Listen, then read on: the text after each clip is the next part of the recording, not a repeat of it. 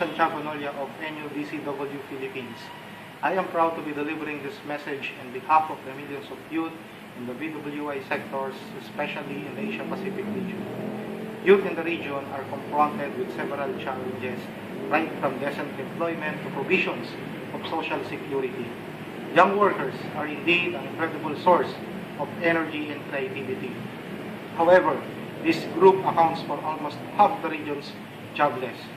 From the region, we feel that greater access to decent employment means giving young people a chance to work themselves and their families out of poverty.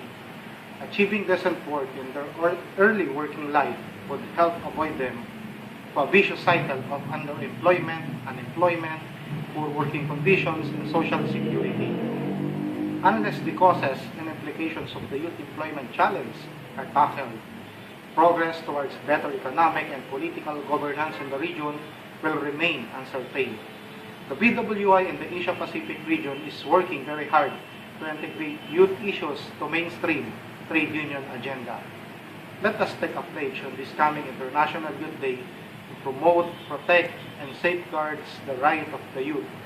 Together, we can make a difference. More power to the youth of Asia-Pacific region. Thank you.